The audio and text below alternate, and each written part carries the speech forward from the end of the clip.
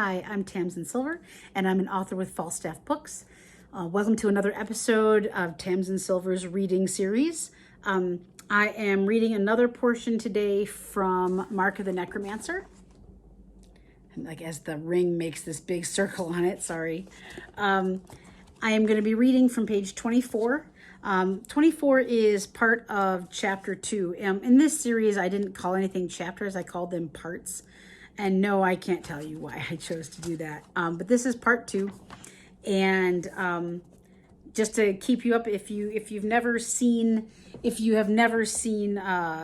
anything on this series and you've never read any of it, what I can tell you is that in the beginning of this, Sabrina has died in the first page. She dies on page 1.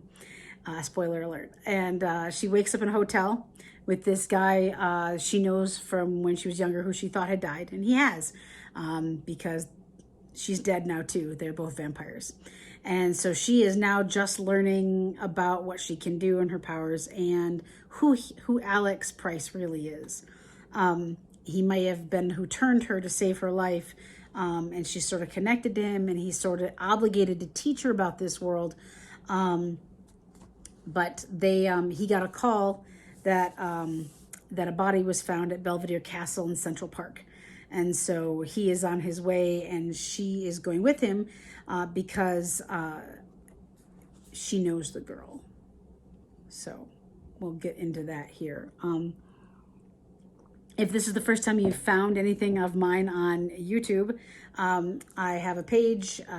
You can find me at tamsinsilver.com. You can go to videos and you can find pretty much everything that I've done that's out there. There's panels I've done for different conventions. I'm doing a bunch of these reading series, and so you can find me all over the place. So especially since what's been going on in 2020, everything's become virtual. So there's a lot more of me out there now. Anywho, all right, so we will pick up on page 24, and we're going to learn a little more about Alex Price and some of the capabilities and gifts that Sabrina has. Okay, awesome. Thanks for joining me. Running up the stairs at the back of Belvedere Castle, there were no cops or news teams in sight. Just Alex sitting on the stone wall, obviously having beat me there. I checked my watch. It was almost 1 a.m. Not a bad sense of direction. I only beat you by about 30 seconds, he said, easing down from the wall. Don't even get me started on boys and sense of direction, I said, when we heard the clomp of hard-soled shoes coming up the stairs that led to the Shakespeare's garden area. Soon 2 heads wearing police caps appeared above the wall as they headed toward us. Now what? I whispered. Well, I've not been totally honest with you. I raised an eyebrow. Oh? I'll explain after. Just follow along. And walk like you belong here. I almost made a joke, but he looked so serious that once he began his approach, I didn't ask. Evening, officers, Alex said. Well, if it isn't the night shift maverick, said the young-looking cop whose nameplate read Rodriguez, C. What's Jackson and Gentry's little dick doing here? The other cop's nameplate reading Chang, K. said. They didn't say you'd be coming. Rodriguez snorted a laugh at the lewd joke like he was still in high school, and Chang joined right along with him. It's private detective. Thank you very much, Beavis and Butthead. But you sure are witty. Did they leave you 2 low men on the totem pole to guard the crime scene?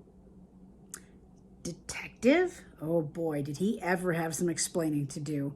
I kept my composure, but that was only due to years of attending my mother's debutante affairs. Yeah, and without word from the dynamic duo, you're not going near it, Rodriguez said. But that's who was assigned to the case, Jackson and Gentry? That's what we said. Now you can go play at the club or something. You vampire. We got this. Alex cracked his neck in irritation and sighed.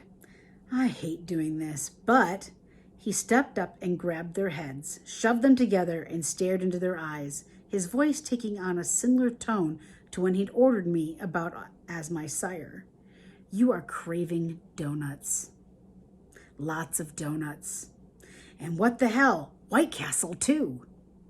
No one is going to notice you left anyway, and you never saw us here. He turned them about, walked them to the stairs, and said, "Oh, and you need to give me your latex gloves." "Sure, man," they said, and handed him a pair each. "Remember, you didn't see us." "See what?" Rodriguez said, but this time he wasn't joking. "Exactly," Alex replied. "Now you better hurry or all those good donuts will be gone." With a slight shove, he encouraged the cops to start to walk down the stairs back the way they'd come. As they descended, I could hear them arguing between a Boston cream and glazed cake donuts. With a hand on my hip, I stared Alex down. "What the hell?" He handed me a pair of latex gloves. "Put these on. I can't have you contaminating the crime scene." I took the gloves and smacked his nose with them. "What was that?" "Ow, stop that. Look, I'm a private investigator and I do some freelance work for the NYPD, specifically on weird murder cases, which genuinely get assigned to detectives Amy Jackson, who we all call AJ, and Colin Gentry."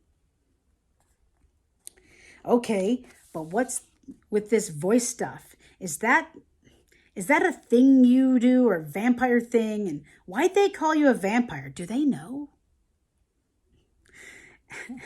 Alex groaned at all my questions and put on his gloves. "Follow me down to the water and I'll explain." And I put the damn gloves on. I slid my fingers in. "Fine, gloves on. Happy?" Alex began to walk toward the side of the castle as he spoke to me, my long legs keeping up with his easy enough. "First off, it's a vamp thing. You'll learn it in time. Second, no, they don't know. It's just because I only work night hours. Some of them refer to me as a vampire. They think it's funny. Careful where you step," and we head down the rocks. With a nod, I followed Alex down the steep embankment toward the water. Once near the bottom, I stopped a few feet from him, since he was in a squat, hands balancing, his face inches from the ground. "You have to get that close to sniff?" I asked. "After this long since the crime? Yeah, now shh." So I stood there bored and stupid, watching him sniff and listen to whatever, when I figured I might as well try and help. Thing is, I had no idea how anxiety set in.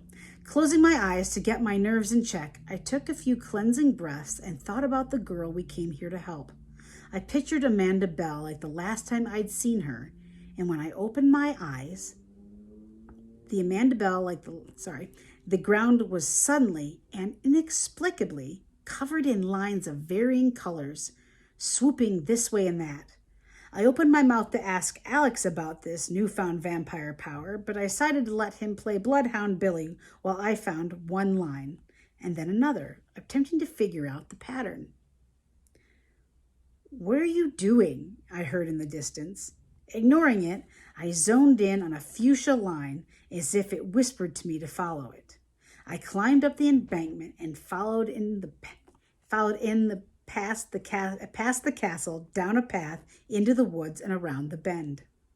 Letting my gaze move ahead, I saw the pink line disappear into an area off the normal path. I was about to follow it when a hand grabbed me. Alex spun me to face him, his grip tight on my arm. "What are you doing?" "Following the line, don't you see?" I turned and there was nothing there. Well, shit. "Look, go home if you aren't interested in helping." He began to walk away, saying, "I was calling you for a few minutes. Didn't you hear me?" "Not really. It was like I was in a trance or something. I was following all the different colored lines. I'm sorry. The pink one just led this way. I didn't realize I was seeing things that weren't there." "Colored lines?" he asked. His interest obviously piqued. Embarrassment beyond measure hit me.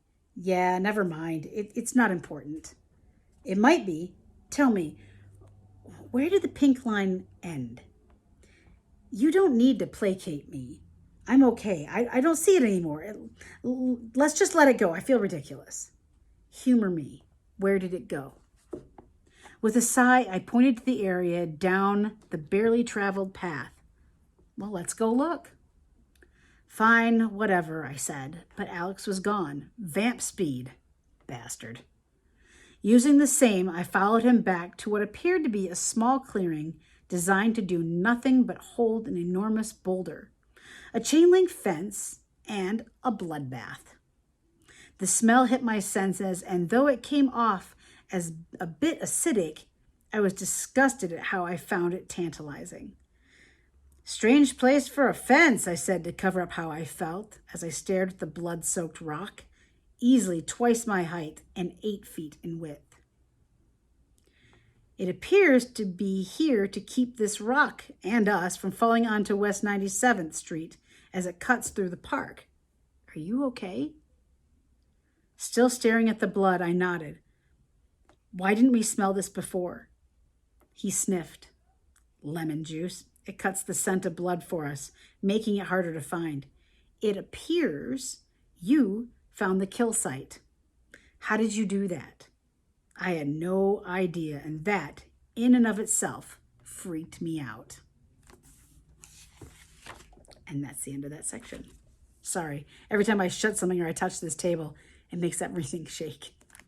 So that's the second part of Mark of the Necromancer that I wanted to share with you today. I hope you enjoyed it. Sorry I messed up some sections. I didn't pre-read it before I did this one. If you enjoyed it, there's more with Mark of the Necromancer, me reading other sections. And you also can purchase this book on Amazon. You can go through my website to learn more at tamsinsilver.com. Thanks so much for joining me.